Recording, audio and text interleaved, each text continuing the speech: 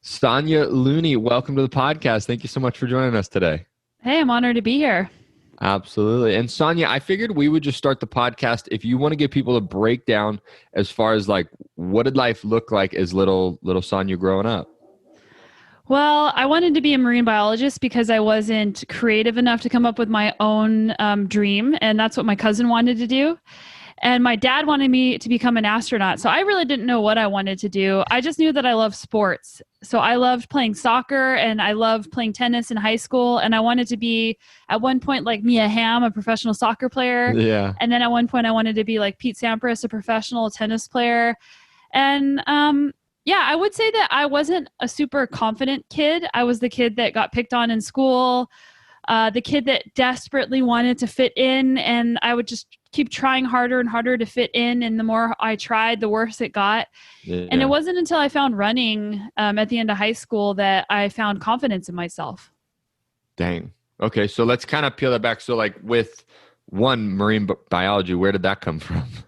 My cousin thought it was a cool thing to do, and she liked dolphins, and I wanted to be just like her. So I thought, yeah, I'm going to do that. Heck yeah. I love that. And then sports, were you put into like a lot of sports as a kid growing up? I played soccer pretty competitively. I stopped when I got to college because I had to choose between soccer and band, and I chose to be a band nerd instead of try out for soccer. But yeah, I played soccer since age 5, and I played on a traveling rep team in middle school, and I loved it. But it was a difficult decision to choose music over soccer. Yeah. One thing I would be curious is, so I'm an Eagle Scout. So I went through like Boy Scouts, so which was also quote unquote like not the cool thing to do, right? Like you're a Boy Scout, people are like, they just look at you a little differently. And I took a lot of learning lessons from that. And so I would be curious, like growing up doing band, I know you said, you're a little bit more of the shy, kind of took a little bit more of the quote unquote like nerdy path that you reference. I'm curious, like what were some of the big lessons that you've taken in your life from going through that at a young age? I'm actually really thankful that I was picked on and that I kind of took those different directions, because I learned empathy. And now, as a professional athlete, and I talk to tons and tons and tons of people, I know what it's like to be on both sides of things. So truly understanding what it feels like to not be included has been a gift, because now whenever I see somebody not being included, I'm the first to reach out and say, hey, you want to come hang out with us? Because I know how good that feels. Yeah, I love that. And I think it's so powerful that you said like that you appreciate that happened in your life. Because I think, I do a lot of work with Tony Robbins, and one of the things he always says is life's not happening to us, but it's happening for us. Right. And it's like, I think so many people go through life and they're like, oh, well, I was picked on as a kid, so it means that, I'm never going to be good enough, or no one likes me. Yet you looked at it as, oh my God, like I know that there's people out there that don't feel included. So anytime I see that, like, that's not a good feeling. I want to do everything in my power so that they do feel included, so they do feel part of something, so they don't feel ultimately just like bad about themselves. And so I guess I would be curious, like what would your thoughts or advice be to anyone listening to this that maybe has gone through something similar, and how they can sort of embrace that as a gift or as something that's happening for them rather than look at it as something that's happened to them? I think it comes down to the way that you look at challenges or setbacks in your life, or quote failures, which I don't even like the word failure, because I believe in falling up, not falling down.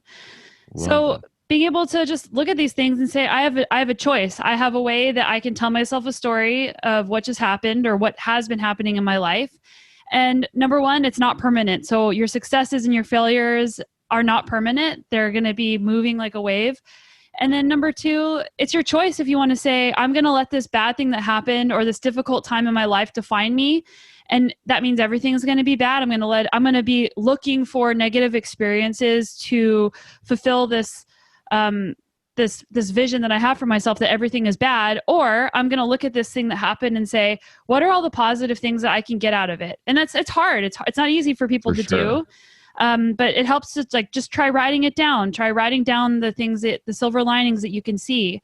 I've noticed with COVID-19, a lot of people, this is a really great example to look at what people's narrative is. I mean, COVID-19 itself is a terrible thing, but like there's a lot of positives that people have been able to take out of it, like more time with family, or like maybe people picked up a positive health habit, or so it's our choice to get to choose, to look at a situation and say what is going to be the benefit or what's going to be the problem. And the reason why everybody keeps hearing about gratitude journals, these are so important, Yeah. is because it's not just like writing stuff down and then you're done. It's like whenever you write stuff down at the beginning or the end of your day that were positive things that happened during your day, then you start looking for those things. It's like whenever someone says, look in your office for the color blue. Now just stare at that color blue for a long time, like 30 seconds. And then after that, you just start noticing blue everywhere. And that's what happens with the gratitude practice. And then the second thing that's important with the gratitude practice, which isn't also talked about very often, is asking why. Why did that thing make you feel good? And then you can start identifying that on another level. I love that. I've never heard that part of the gratitude practice. Like that's huge, right? Like you're like, oh, I'm grateful for this. I'm grateful for that. And when you start to peel back why you're grateful for that, it's just so much easier to bring more of that into your life. Yeah, like why did that make me feel good? Well, that was a relationship and I value relationships. Or why am I thankful I got out for exercise today? Well, I value my health, or I value the outdoors. And it helps you narrow down what's important to you and what your priorities and what your values are. And we always hear about core values, and I need to figure out like who I am. And our actions are the first place to look, because you'll see what you're valuing and what you're prioritizing. And then if you don't like that, then you are able to be aware of it so that you can change it instead of not really knowing what is important to you. Yeah. Huge. I love that. Okay, cool. So now let's go back into your life. So you're in high school, you're in band. I think you're playing the flute, if I'm correct. Yeah. You're going through that whole route. And then eventually running starts to come into your life. And you said this is sort of where you sort of had like a shift in your life. So can you kind of walk us through what happened there? It's really interesting. I've tried to do research as to why endurance sports give people confidence, and other sports do as well. But like I was good at all other things I was doing in my life. I was in the running for valedictorian in high school. I was the first chair flute player and the leader in my section and band. Like, Let's go. I those are things that should have given me confidence. I was one of the top tennis players, but no, it wasn't giving me confidence. It wasn't until I started going out running and said, I'm going to train for a marathon. And I think it's because you're out there by yourself. And don't get me wrong, whenever you're doing like solo sports are a team effort. It takes a village and a team of people to help get you ready for that event. Yeah. But being out there by yourself for a long time doing an endurance sport, it really teaches you who you are, because there's going to be ups and downs and nowhere to hide. Like you can't just get into I guess in some sports you can, but in some sports you just can't get into a car and just quit. You have to get to the finish line. So, yeah. I think that being able to get to the finish line on your own, being able to choose not to quit over and over and over teaches you self-confidence, because confidence comes from self-talk. And whenever you're in those moments, whenever it gets hard, the things that you say to yourself have to be credible. And those credible things that you say to yourself come from past experiences. So each time you went out for that run, or each time you did that thing out of your comfort zone and you overcame, even if it was just a tiny little thing, that starts building credibility for your self-talk so you can feel confident to do other things in your life too.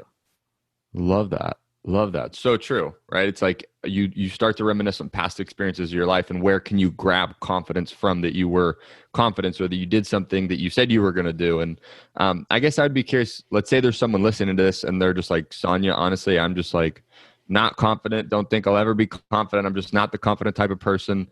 Like, what is something you would recommend that they could do to like grow their confidence?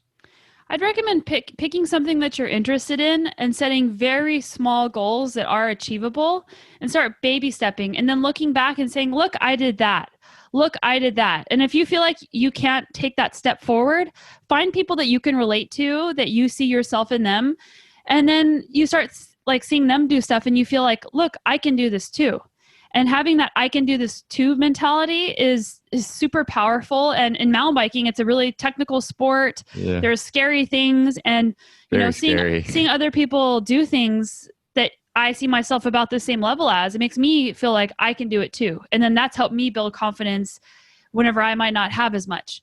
And Right. also, I think it's a good point to say that confidence isn't an end point. It's not this thing that you suddenly have. Confidence waxes and wanes. Like, I Hmm. have self-doubt. I have moments where I think, I don't know if I'm, imposter syndrome, or I don't know if Yeah. I'm actually going to be able to do this. There's days, I'm using mountain biking as an example because it's a good metaphor for life, but like, there's days there's a big rock I want to ride off of, and I've ridden it tons of times before, and I just don't feel it that day, so I don't do it. Now, that doesn't mean that I don't have confidence, but that means I just wasn't confident that day. And there's just days where you just don't feel it, and that's okay too. Yeah.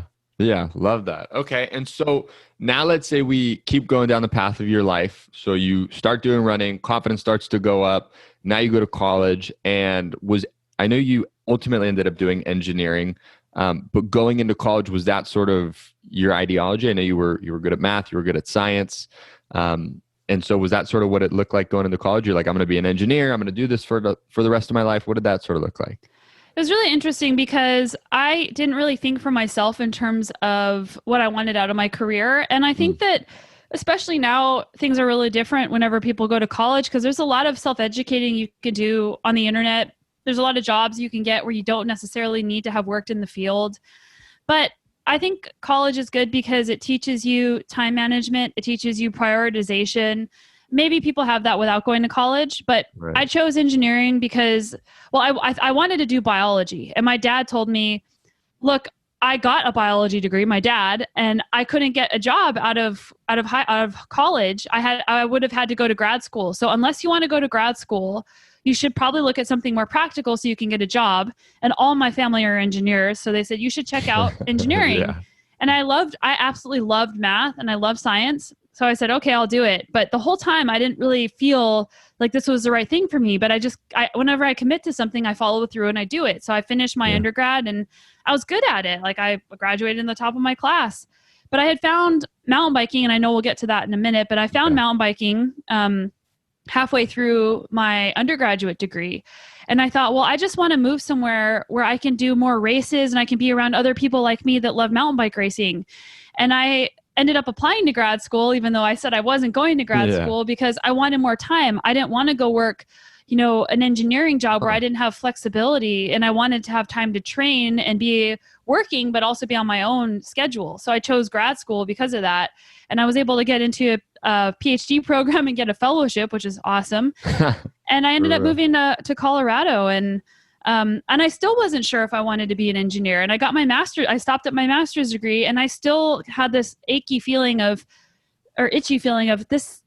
I still don't know if I like this, and I think I want to Yeah. do something else.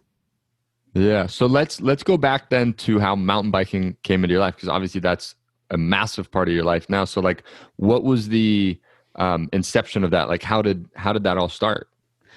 So I love this because I'm not going to get the quote right, but the Steve Jobs quote about you can never connect the dots looking forward, you can only connect them looking back. Huh. So running is what got me into cycling because I didn't know how to train properly. I was 18 and back then, there was no smartphones or anything like that. So no social media. So it was hard to know exactly what to do for training. Yeah. And I kept getting injured. So I would go to spin class at the gym because that was a good cross training activity. Yeah. And some guys at my work invited me to go mountain biking. And because I had the confidence in myself from, I can run a marathon, I can, Yeah. practice my flute and achieve great things there. I can, I have the confidence to do that. So I said, okay, I'll go mountain biking. And then 2 weeks later, I did my first race and I loved it and I went all in. And so that was kind of how mountain biking started. And I'm Huh. still doing it. Yeah, big time. So how does that even happen? How do you start something and then 2 weeks later you're in a race?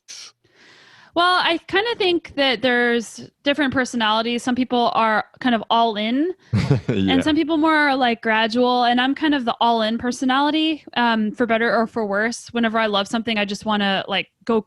I want to go for it.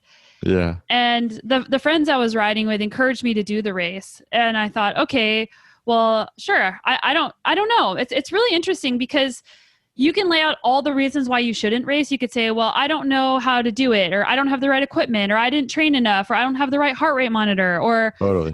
yeah. But like, what's the reason that you're doing it? Like, the reason that I wanted to do the race, my first race, was because I was excited to try something new. Yeah. And I think that's a good thing to continue thinking about, especially as we grow older, because we stop playing and we stop looking for opportunities, and we stop trying new things that might have been interesting because we're afraid of looking stupid, or we're afraid that we just don't have it all figured out. But let me tell you guys a secret. You're never going to have it all figured out. You're never going to be ready. So you just have to start before you're ready. And so that's what I did with racing. And if I had never done that, like, my life would be so different. So you have to go for those things that you've always wanted to try, that little thing of, well, maybe I should go. And then when you start making excuses, stop those excuses and just go give it a try. Because the worst thing that's going to happen is that you're going to there is no downside. The worst thing is you're going to regret not doing it. Yeah. And one thing you touched on earlier that I would love if you could expand upon a little bit is your outlook on failure, right? So like for the mountain biking, I think some people may go, oh, there's this race in 2 weeks, but I've been doing this 2 weeks. Like, there's a pretty good chance I'm not going to win. Like, I may just fail. I may look, like I don't know what I'm doing because I've just got started. But rather than having any of that, right, and looking at it as a way to fail, you looked at it as an opportunity to, number one, just have fun, and then just kind of explore a new interest. And so I'd be curious if you could expand upon, like, what's your outlook on failure and trying something new and kind of that stuff. The really interesting thing about failure is how you choose to set goals. Because if you set goals that are based on a specific outcome that you can't necessarily control, then you put a lot of pressure on yourself. So yeah. I'll use racing as an example.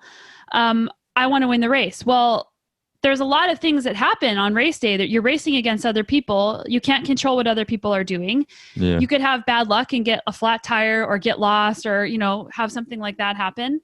So setting goals based on an outcome is not the best way to do it. You need to set goals based on the process so that you can appreciate doing the thing for the sake of the thing itself. So if I say, I'm going to go this race, my goal isn't going to be, I'm going to go win the race. I want to win the race. My goal is going to be, I'm going to show up and I'm going to do my best for what I have that day. And I'm also going to be like welcoming, and I'm going to be excited when people are cheering for me, and I'm going to be my best self on the day.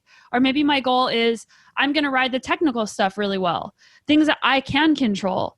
And then sometimes, you can fail at that too. Sometimes you just aren't feeling it and you can't actually have fun, or you can't actually, execute these other goals that you set that aren't related to what other people are doing. And just realizing that doesn't define you. It's not validation that you're not good enough. It just means you had a bad day, and everybody has them. Love that. That's so cool. And I think it's interesting, and you can just see, like, you are such a product of that because the just incredible amount of things that you've done, right? Like, I know you obviously started off doing stuff with a blog that led to a lot of other things. And then you've done a TED Talk, you're an author, you do keynotes, you do mountain biking, you do all these different things. And it seems like that's just clearly a result of this belief system that I'm just going to try things. I'm going to enjoy the process, and really take on that. And so I guess, one thing that I would be curious is, let's say there's someone listening to this again, and they're going, I have this thing, I want to do it.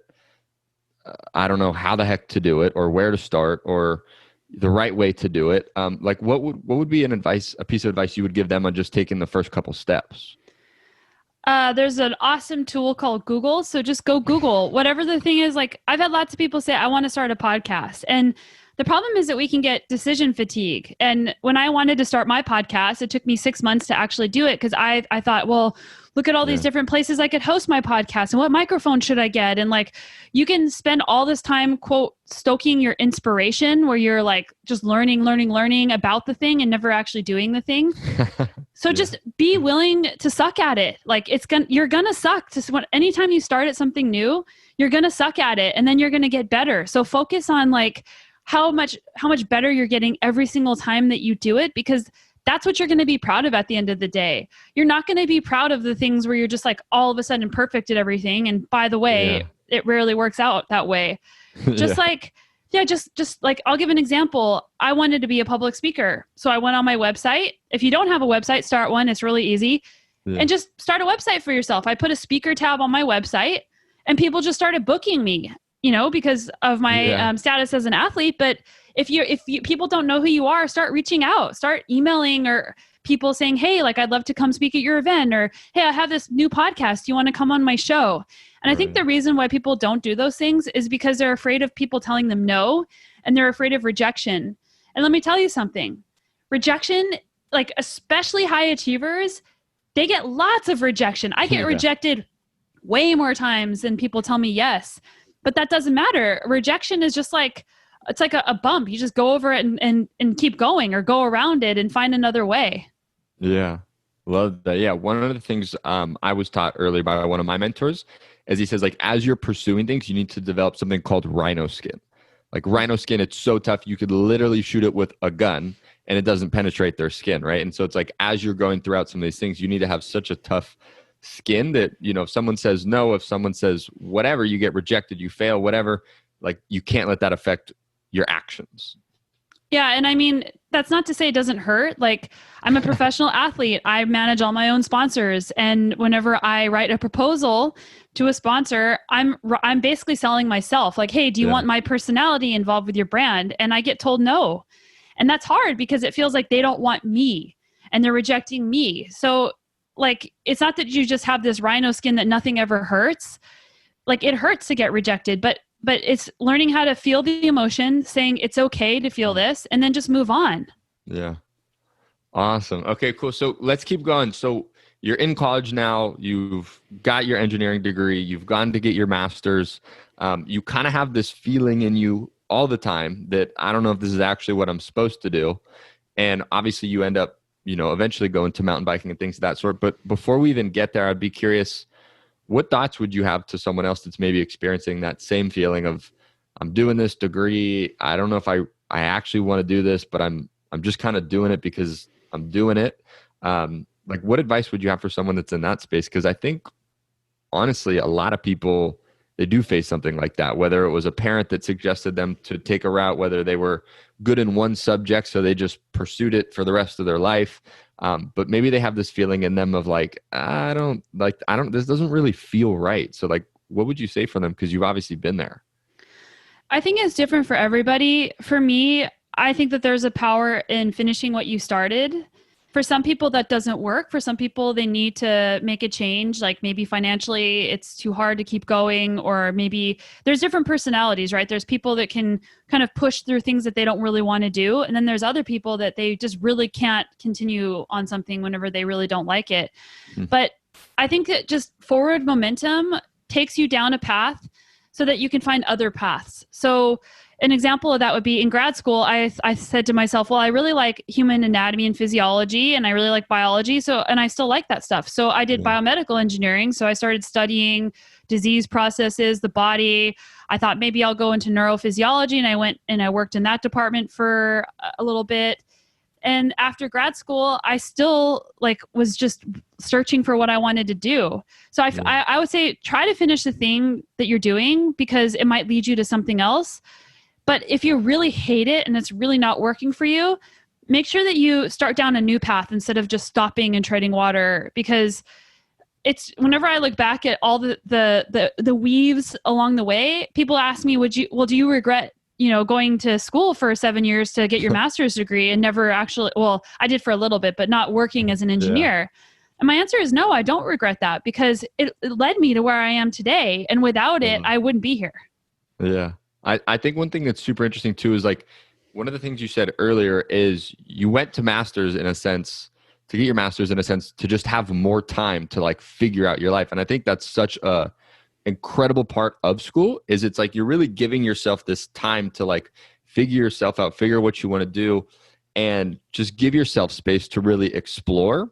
And I think one of the powerful things that you did is, I think most people, they'd maybe go to a master's and they'd go, well, now I'm getting my master's and this is what I'm going to do for the rest of my life. Like, that's just the way life goes. Like, if you go to grad school and you're going to get a master's in something, at that point, now it's what you're going to do the rest of your life. But I think it's so cool that you had this just like seed somewhere in your brain that said, no, I'm going to go get my master's and I'm going to do this, but I'm going to leave that door open, that if there is something else that grabs me, like, I'm going for it. And obviously that took place with, mountain biking come into your life. And so I would love if you could talk on, basically, now you get your master's and sort of what goes on in your life after that. Well, I was passionate about the environment. So I worked for, I was living in Boulder, Colorado at the time. So I went to Beautiful work for place. a startup solar engineering company as an engineer. But whenever I did my job interview, I said, I'm also a professional athlete. And my number one priority is flexibility in my job. And like, people could laugh and be like, oh, the millennial, like they want Yeah. flexibility. But that was important to me. So that's what I said. And I took less pay and so that I could have that flexibility so that I could continue to train and race and do the things I love to do while I figured stuff out. And I also went back to school. Like you're hearing a thread here. I enjoy learning. I love school. Yeah, I am always teaching myself something. I'm always reading a book because learning is one of my passions. But totally. I still thought, well, I still don't want to be an engineer like long term. I'm going to figure it out what I'm going to do next. And there's like all these different personality tests you can take. There's like Strength Finder. There's all those things. Yeah. And what it really taught me was, okay, like I'm not crazy. This is not the right path for me. Like engineering was one of the last things on that list.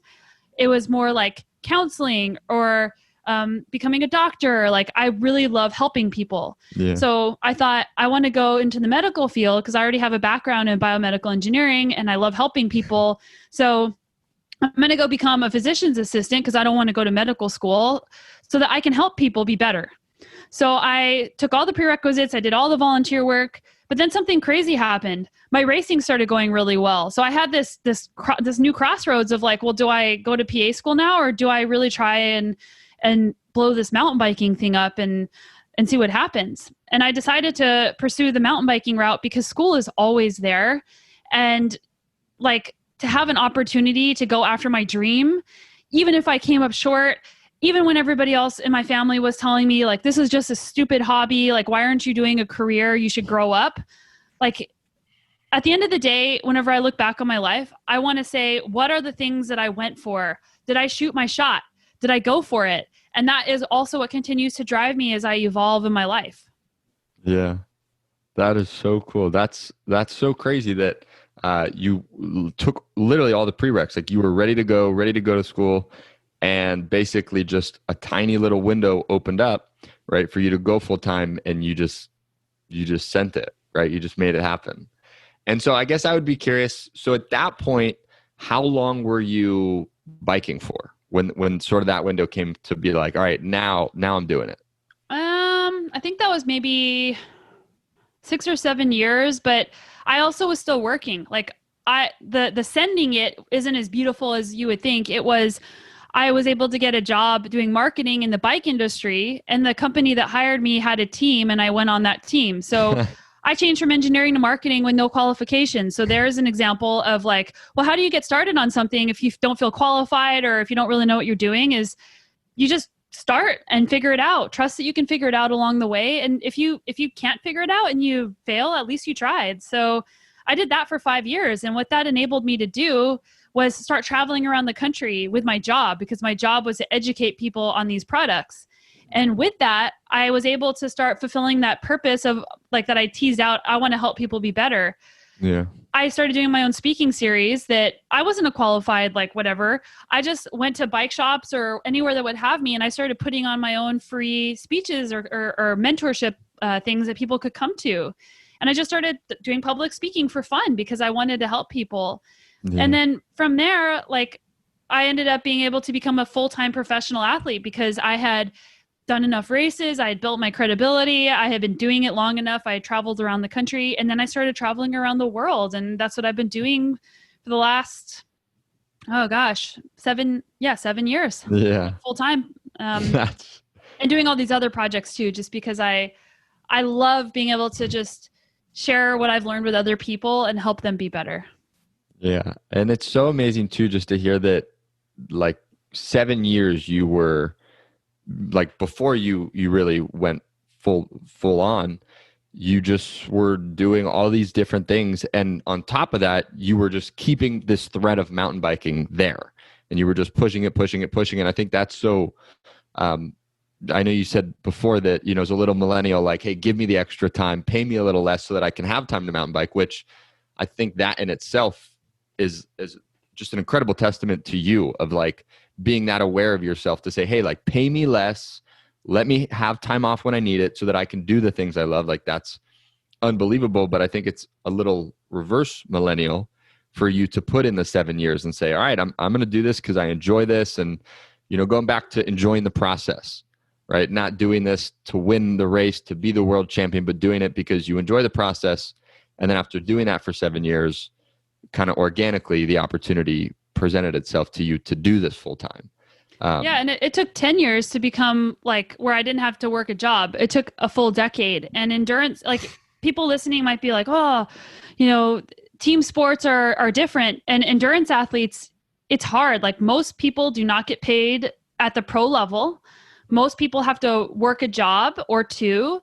And to be able to stay at the top level requires you to be an entrepreneur. Like you can't just be an athlete and just go out and train. You have to do a ton of different things to bring value and to make money. So it's hard work. But something that I want to point out is that, and this came with actually when we had a baby, is people are like, oh, you're having a baby. Oh, like it's hard work. It's a lot of work, or get ready to lose all your freedom. Get ready to never sleep again.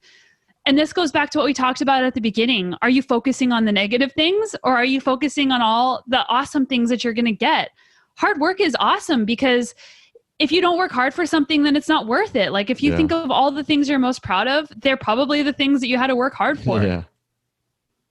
Love that. So true. And I would be curious, what's your outlook on like balance or time management? Because like you are continuously doing a massive amount, making an incredible impact, living a fulfilled life. Right now, you obviously have a child, so that's an incredible addition to your life. So I would be curious, how do you look at, balance and time management and just being effective with everything you're doing? So I would say that I do intentional imbalance. I believe in intentional imbalance because there is no such thing as balance. And choosing what you want to spend your time on, like there's times where I am training way more hours and working a little bit less and seeing my baby maybe just a little bit less because I'm choosing that week or that month that I need to be focused on that. There's other weeks where I'm really focused on my podcast and I might not be training as much. Like there's going to be times where other things you cannot put equal time across everything at all times. It just doesn't exist. So it's just choosing where you want to do that. Gotcha. Cool. And I would also be curious, what is your why? Like what is your driving force? My driving force is to help people be better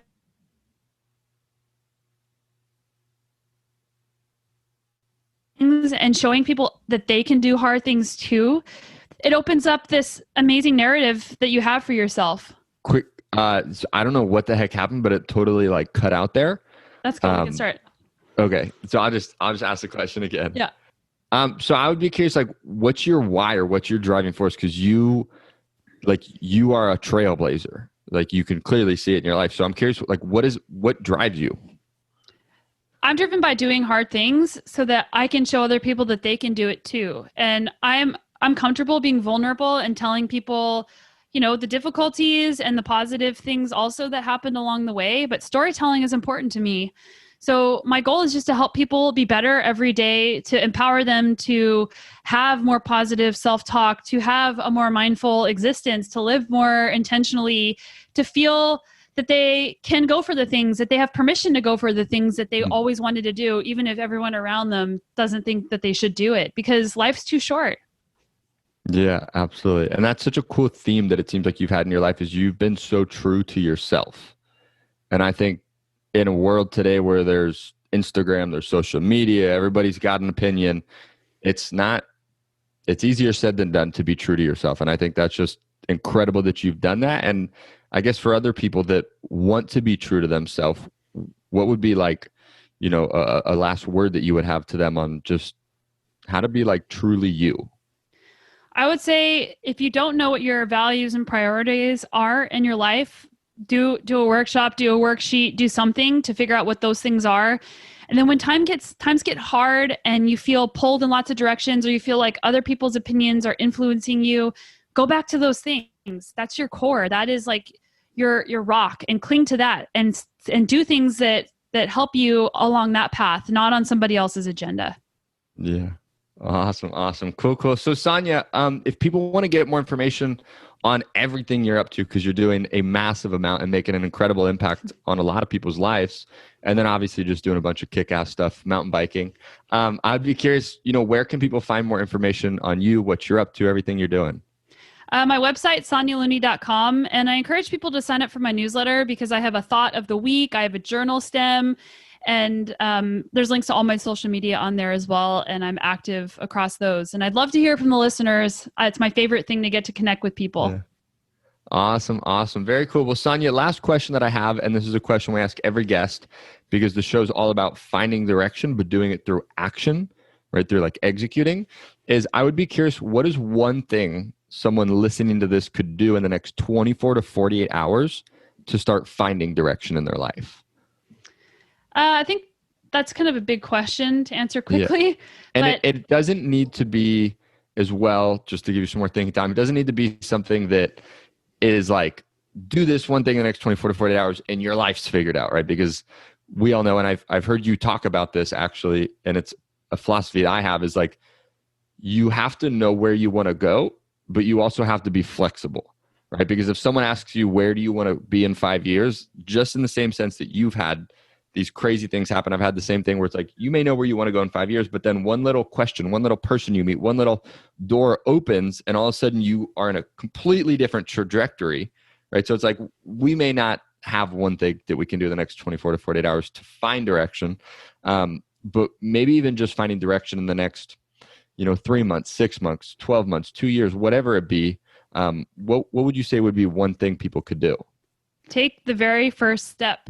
If you want to start an online store, go to Shopify and start an account. If you want to start a podcast, record something on your phone and put it out there. Like, just take the first step and don't worry about it being perfect. Just take the first step. Yeah, love that. Yeah, one of the things my mentor always told me that has been a theme in my life is he basically said, a shitty plan today is better than a perfect plan tomorrow, because tomorrow doesn't exist. Right. And sometimes we're looking at, well, I'm not quite ready. I don't know the right way to do it. It's like, well, if you just put a crappy plan together and you do it, and you may suck at it, right? Like you said, sometimes you just got to suck. But if it's something you enjoy doing, maybe you do it the next time and you're a little less sucky.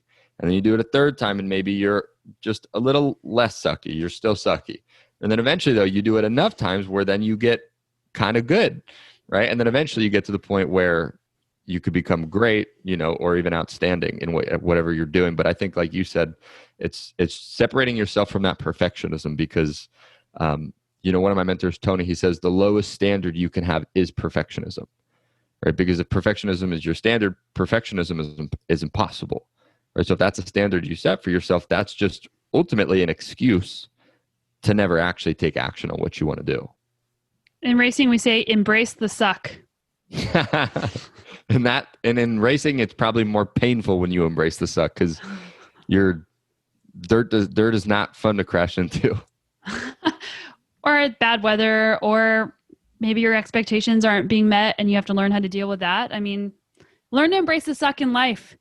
And it doesn't have, like, if things suck right now, again, it's okay to feel stuck. It's okay for things not to be going well, but it's that next step you take. Continue getting back up. Stand back up again and take another step. Love that. Awesome. Well, thank you so much, Sonya, for being on the podcast. It's been an immense amount of value. You have such a cool life, and you've done so many incredible things. So, massively appreciate it. I know all the listeners will get a ton from this episode. So thank you so much, Sonya. Thank you. Absolutely.